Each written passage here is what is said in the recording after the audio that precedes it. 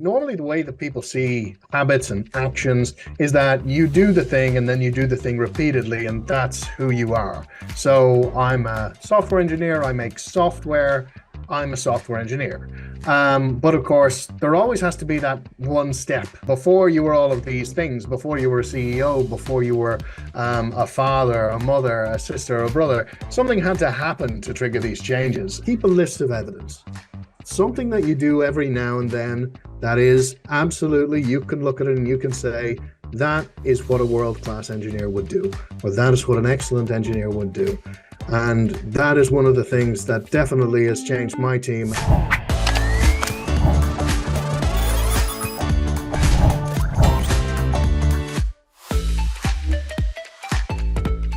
Hello and welcome to the Gross Profit Podcast. My name is James Kennedy. I'm the CEO and co-founder of procurementexpress.com. We help your SMB manage your spend with magical features. And today on the podcast, I'm joined by Evan Morgan. He's the CEO at Inscope, who are a custom software development house focusing on solutions for operations and finance teams. But that's not why he is here today.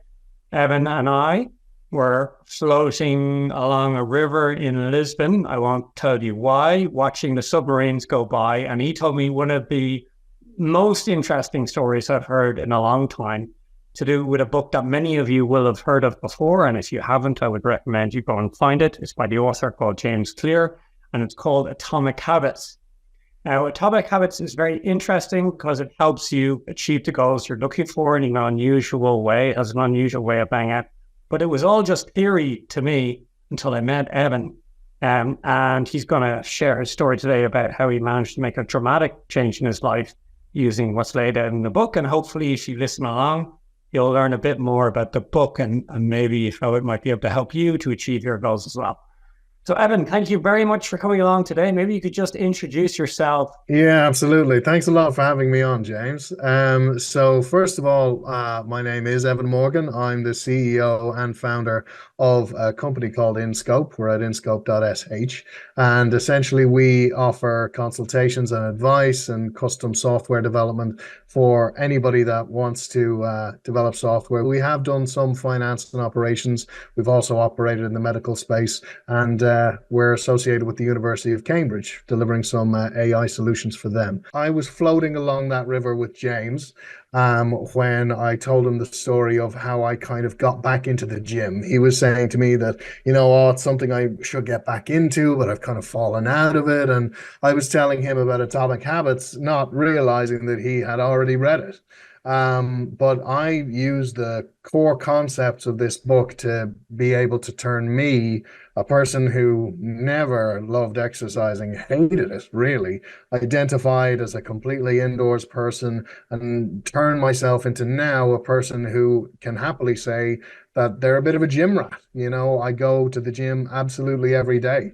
The only exceptions are when I'm sick or if I'm in a hotel that doesn't have a great gym. That's pretty much it. Well, let's start with that. So the book has, the interesting thing for me is lots of books advocate for setting a goal, setting a 3-year target and then a quarterly target or whatever. But none of them really help at that golden moment when the rubber hits the road. You sit down at your desk or about to go to the gym and you actually have to do something. It's all very good on paper, setting the big, hairy, audacious goal. But actually, when you have to do something, that's kind of the hard part for me. And you touched there on identity change. What does that mean? Like, why is it important? Why was it important that you didn't associate or didn't think you were a gym person or one of those jocks? That's what you weren't a jock in school, doesn't by the sound of it. Why was that important to change? Normally, the way that people see habits and actions is that you do the thing and then you do the thing repeatedly, and that's who you are. So I'm a software engineer. I make software. I'm a software engineer. But of course, there always has to be that one step, before you were all of these things, before you were a CEO, before you were a father, a mother, a sister, a brother, something had to happen to trigger these changes. And the kind of step zero, I would say, and it's good to talk about before we get into the topics of how to change your habits or what habits to introduce, is taking stock.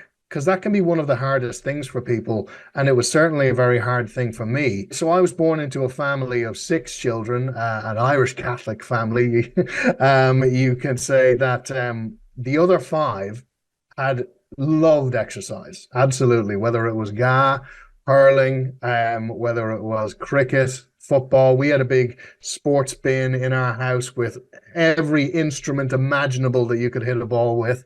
And as the youngest, I was looking at all of this and I was being a bit like, oh, well, I need to carve out my own identity here. I need to, push against the grain a little bit. So I became the nerdy computer type, and that was me. But when you get to the stage as I've been, where I hadn't exercised for most of my life, and anytime I did exercise, I was forced to. I had to say to myself, okay, Evan, listen, this isn't where you want to be. There are so many benefits to exercising. If it was a drug, it would be made illegal. You can read Flash was a great book, which really enlightened me to the benefits of exercising, both mental and physical. But more importantly, this is something that I tried again and again and never got to. So that initial obstacle zero really is saying to yourself, you know what? Everything I have done has failed. Everything I have tried to do so far has failed. We have to try something different because there has to be a reason why these things failed. And I'm not the kind of person who thinks, okay, well, most of my life is influenced by outside factors. I would see myself as a person who was primarily the force of change in my life. And I think in order for you to, adopt this kind of mental model of atomic habits or changing yourself in any way, that's the first thing you need to do, to say, I can change, therefore I will change. I like the idea of internalizing, like, I am a person who goes to the gym, and then it's almost easier than to go, well, if I believe I'm a person who goes to the gym, then what will I do? Well, of course, when I'm bored, I'll go to the gym, and it's hard to call your shot like that sometimes, especially when you're not where you want to be. Oh, 100%. Yeah. I mean, particularly in business, because there are sometimes when you need to compromise constantly. For example, if you say to yourself, all right, I am an excellent engineer, or I'm a world-class salesman. What would a world-class salesman do? What would a world-class engineer do? Yeah. Those calls, and frequently the answer is, well, they wouldn't be in this situation in the first place.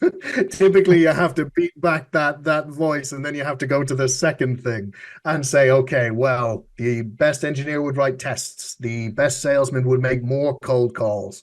And that, inside yourself, that answer is not hard to reach for many people, but it is hard to execute on. But the more you can get evidence to say that you are that person by doing those things, the more you identify with it, the more it becomes automatic, and those habits really start to cement. So there are 4 laws of behavioral change in the book.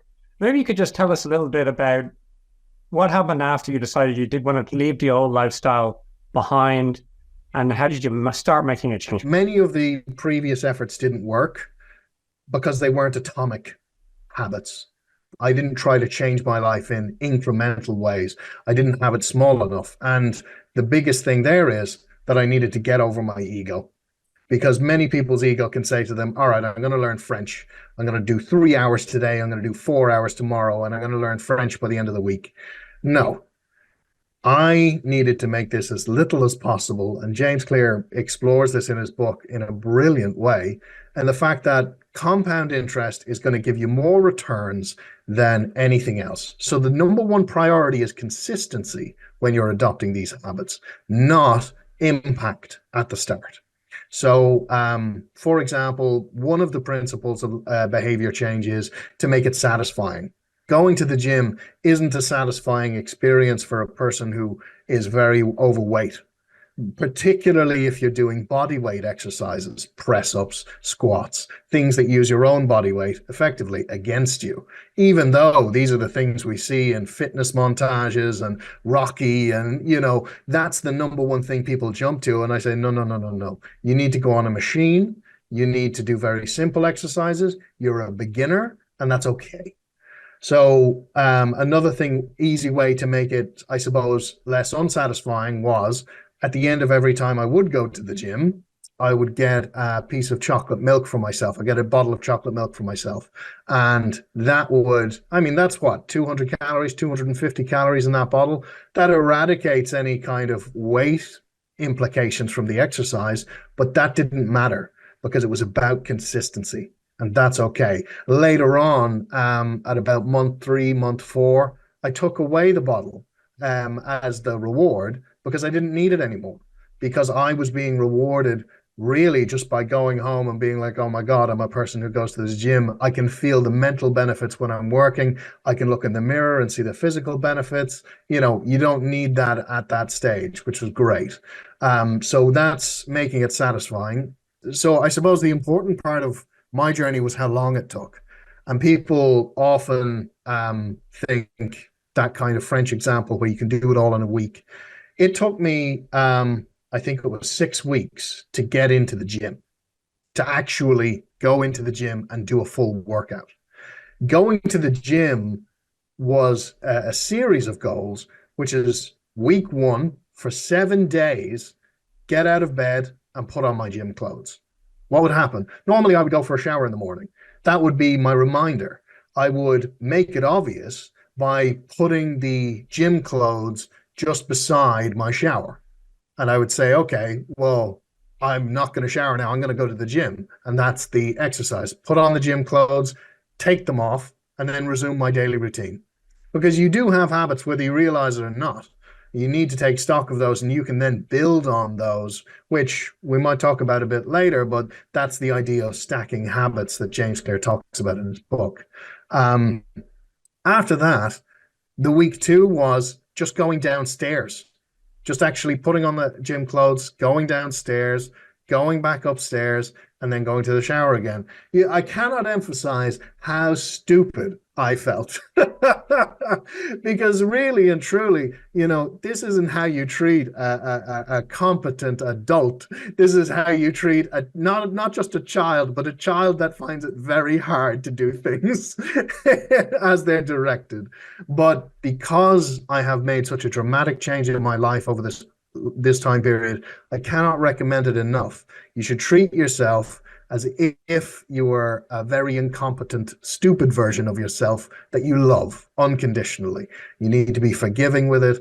And week 3 after that was just walking around the corner. My gym is about 5 minutes walk from me. I remember saying to myself at the time, especially when I had my gym clothes on that first week, I said, you know, I could just walk to the gym. I could, you know, rip up this contract that I've made with myself because, you know, if the week begins on Monday, I said to myself on Sunday, I'm going to just do this week. And it was very important to me because it builds up that trust. There's a lot of people out there who will say, you know, just trick yourself into doing the thing by saying that you're only going to do 5 minutes. No, I really disagree with that because I think that over time builds itself into oh well, I'm just tricking myself. I'm not gonna do it. I'm not gonna do it at all. And I'm stubborn enough that I would see it that way. So I need to really stick to my word when I say I'm going to do something or not do something. So for week 1, there was no going outside after putting on the gym clothes. There was nothing like that until I did the rest of my routine. There was when I walked down to the bottom of the stairs, there was no walking around the corner. When I was walking around the corner, I had to turn around, even though I said to myself, you know, the gym's only 4 minutes away. I've already done a quarter of the work. And after that, it was walking to the gym for week 4. Week 5, walking, and now this was a good one. Walking into the gym, picking up one weight, doing 1 rep, and leaving.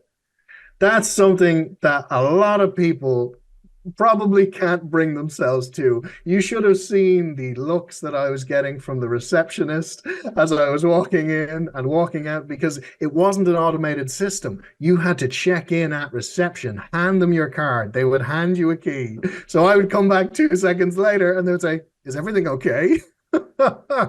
I swear, I'd say they probably thought I was storing drugs in the lockers or something. But anyway, week 6 then came around, and I was in the gym doing a full workout, and that full workout was only maybe 10 minutes long, but that's 10 minutes more exercise than I had 6 weeks prior to that or years prior to that. And the past 4.5 months since then, I've been building on that 10-minute workout to the point where I'm in the gym now 40 minutes a day. And I'm not looking at the clock. I'm not wondering, how am I going to get out of here or anything like that. It's such an enjoyable experience. And now I probably wouldn't live anywhere that there isn't a gym because as well, you have to make it convenient for yourself. Like I think it's number 3 on Atomic Habits, the behaviors change. You have to make it easy. My gym's 5 minutes away. If I suddenly turn that into a 30-minute walk or, a 50-minute cycle, that's not easy. Yeah, that's totally ridiculous, I have to say. When I heard it, I was like, wow, that is. And like I've done the thing where, there's a document I don't want to write and I just open the document to say, I'm just going to open it. And then, I start. And then once I've started, there we go. Half an hour later, I'm done. But what's interesting about your story is, you build the muscle where if you're going to open the document for 5 minutes, that's it. You're going to close it down, even if you feel like doing more. I mean, when you say taking your ego out of it, you're really taking your ego out of it. Like, what's even more, I admire is you're coming on a podcast and telling everyone you did this stupid stuff for like 5 or 6 weeks, right? But it's amazing the power, because I can see in your eyes the energy you have for the gym now, right? You're definitely a gym bunny now, whereas that identity is built, and it built up by step by step. Absolutely. And, talking about step by step, as you build it up over time, there's various things that just kind of click into place. If you do take on a healthy habit or get rid of a bad habit, like going to the gym, where I was saying to myself, as I expanded my workout and I wanted to work on more things, I had to get up earlier.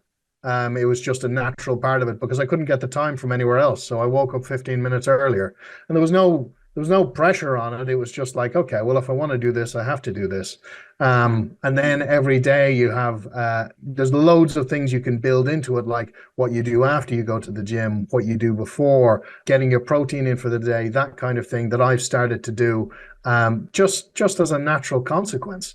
Those habits have stacked themselves up. And now I find if there's ever a day where I don't go to the gym, those things are now in danger as well. Like I said before, if I'm sick, I might not get enough protein for the day, or my day might just go to total disarray. But one of the things I really note about not going to the gym is the mental acuity that it gives me. Really and truly, when I work, I have more energy for my business. I feel more creative, although there isn't a reliable way to measure that. It's great. So they talk about the 2-minute rule. How does that fit into what you did? Yeah, so the 2-minute rule is essentially, if you're going to take on a new habit, make sure it's doable in 2 minutes. That doesn't mean that you can't expand it beyond that, but to just settle into it for the first few weeks at least, or rather, I believe James goes by iterations. I think he names a number. It's something like 66 or 88 or something like that. Number of iterations it takes to actually solidify something into a habit. And other people go by days or weeks, but obviously, if you do it more often, it's going to solidify quicker. And the 2-minute rule is just saying keep it under 120 seconds. If you're, say, trying to do more cold calls, don't start with 100 because that's going to take God knows how long. Just say, I'm going to do 1 for week 1. I'm going to do 10 for week 2. And then you can build it up and build it up. In your team, then, have you been able to transfer what you've learned, other than just telling people? I guess that's good enough, I guess. But how did it change the way you work in a team? Well, I was really inspired. This is going to seem like pandering now, James, but when I went to talk to your company about habits and just share my story, I was really inspired about how you guys actually introduce habits in how you can get better at your job. And having these activities as leading indicators rather than the lagging indicators of the results. So that I've been thinking intensely about it, how to do things, and I've instituted things like, okay, in the mornings, the engineer should do at least one PR for the reviews, or they should leave at least one comment on a PR. And it doesn't have to be, you need to correct this. It could easily be, what does this mean? I'm not quite sure. Is this the best way to do something? And I'm very confident that those kind of practices will lead them to be better engineers, which is great. I like that 2-minute rule because it's like, I think we forget sometimes that there is time available to us. Like, that old thing, if you underestimate what you can do in a month, then you overestimate what you'll do in a year. And if you really think of it like that 1%, like if you're listening to this podcast via our newsletter 1% better, you'll already get the idea that like little improvements over time, or there's a guy called Keith Cunningham I really like. He calls it ordinary things done consistently produce extraordinary results. And it's really that compounding effect that makes the difference between a good or an average business to a great business, And it's kinder as well, Your competitors that are beating you, they're not beating you because they have some time machine at the back or a big Tesla coil that they've magically designed and engineered. They're just better at the fundamentals. It's usually what it comes down to. Yeah, especially at the higher end of performance. And any of us, if we're in business, we're probably actually at the higher end of performance in our niche, we have whatever, about 30, let's say, purchase order management solutions that we compete against at the high end. That's not a lot considering the size of the world. There's hardly any software companies that service, high-tech startups out of Cambridge, right? So even that ability to say, yeah, you know what, in my niche, I am world-class. My team members are world-class. We are world-class. Setting that expectation, what would a world-class person do? Just being able to say that as a straight face. You and I being Irish, we have a problem with over-pompous statements. So that's not in our nature. But just being able to get over that and say that is like very freeing because, hell no, we are pretty good, like we can be world-class, Absolutely. And it's one of those things as well, building up that evidence. I actually recently did a performance review with one of my engineers. A lot of junior engineers that I come across have a confidence issue because there's so many things to keep track of, and a large amount of engineering at the start anyway is creativity because you haven't seen all of the solutions that an experienced engineer would. And you're kind of saying to yourself, I'm kind of flying by the seat of my pants here. I'm not really sure if I'm any good. And I said, listen, it's very hard for you to judge whether or not you're very good in such a wide and varied field. But the one thing you can do is keep a list of evidence, something that you do every now and then that is absolutely, you can look at it and you can say, that is what a world-class engineer would do, or that is what an excellent engineer would do. And that is one of the things that definitely has changed my team. Awesome. That's a brilliant way to wrap it up, Evan. I know that's something applicable I think we could all use in our work. So thank you very much for that. And thanks for coming on.